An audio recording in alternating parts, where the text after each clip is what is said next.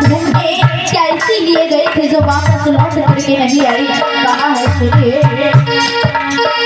तो पति मेरे सरराज हुए अगिया में घूमने चाहे गए और मेरे आग सिंदूर सजा करके मेरे आग सिंदूर सजा करके फिर चले गए।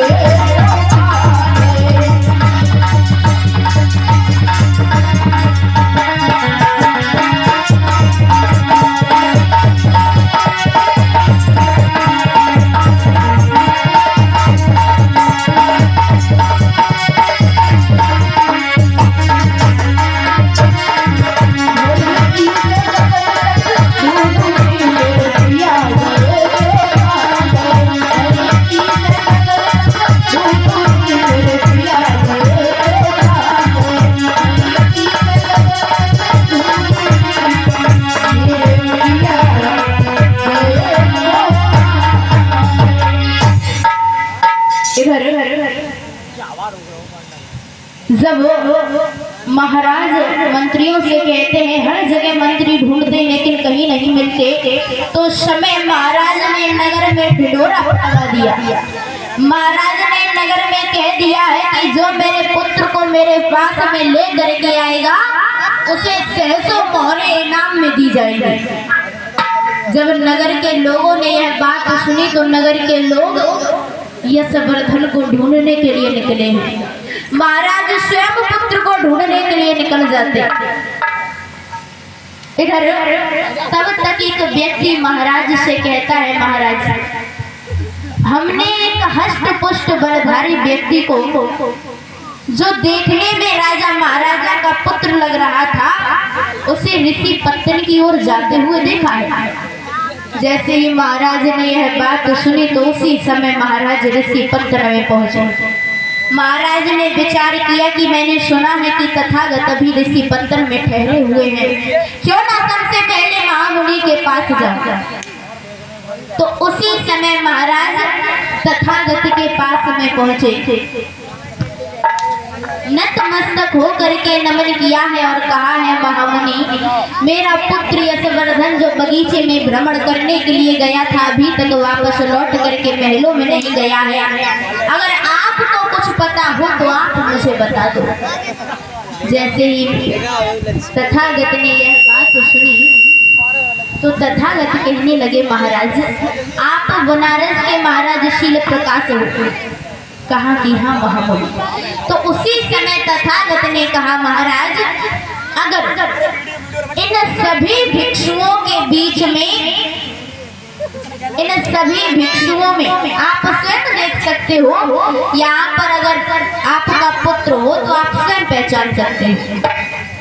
जब महाराज ने यह बात सुनी तो वहां पर जितने भी भिक्षु बैठे थे महाराज ने सभी भिक्षुओं की तरफ देखा। उन भिक्षुओं के बीच में यशवर्धन भी बैठे हुए थे, लेकिन उस समय महाराज ने पुत्र को पहचान नहीं पाया।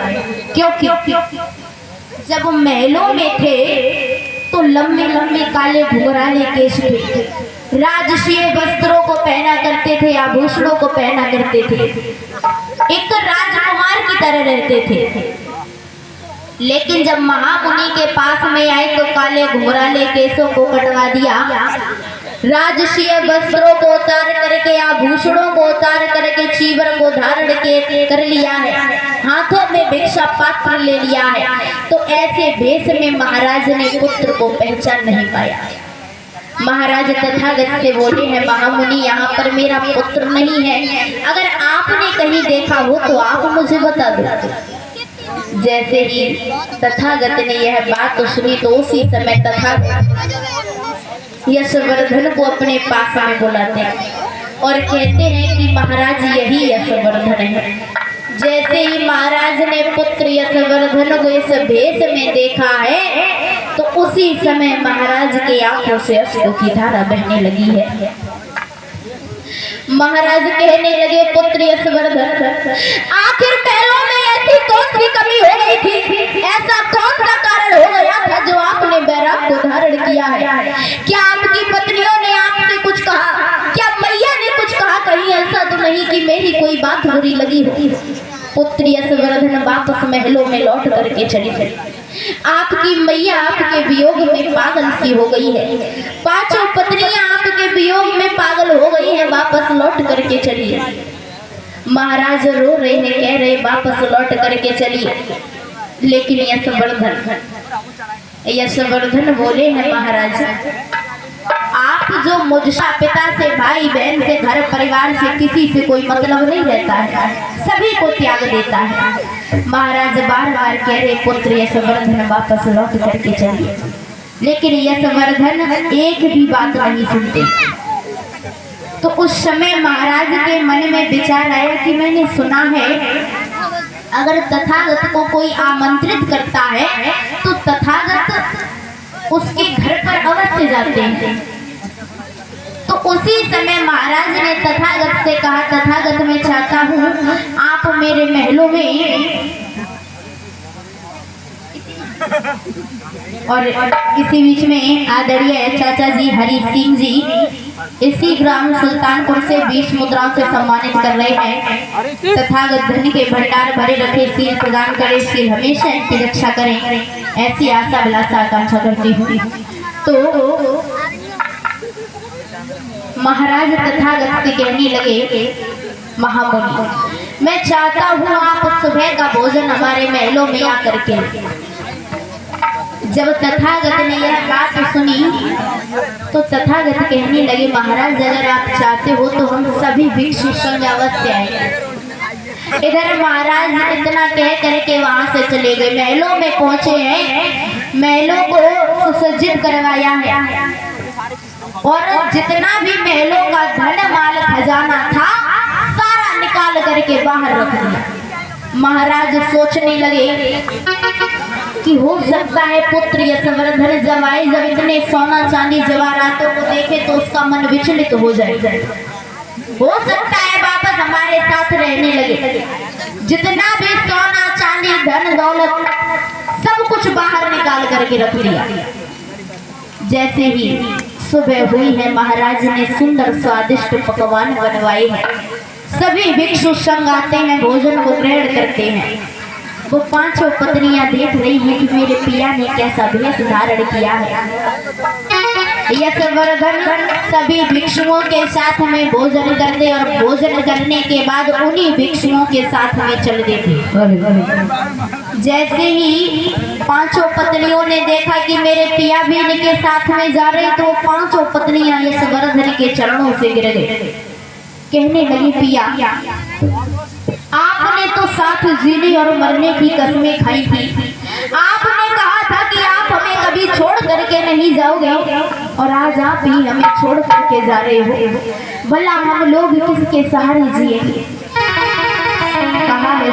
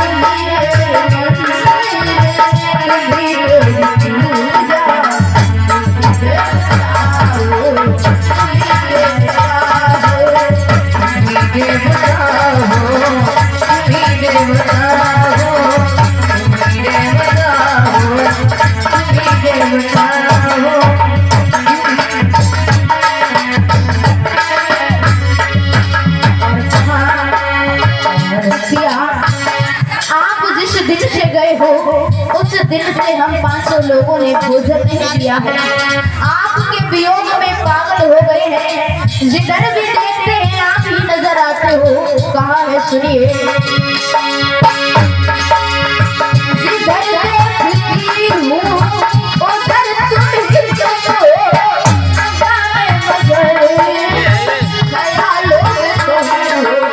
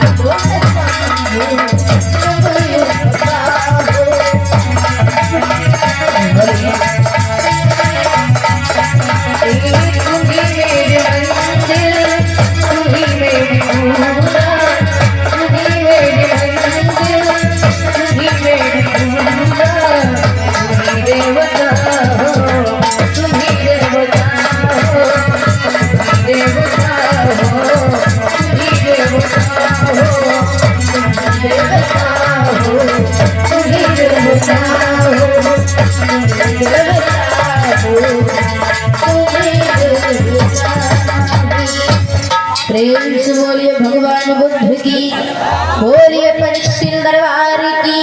तो इधर यशवर्धन उन सभी भिक्षुओं के साथ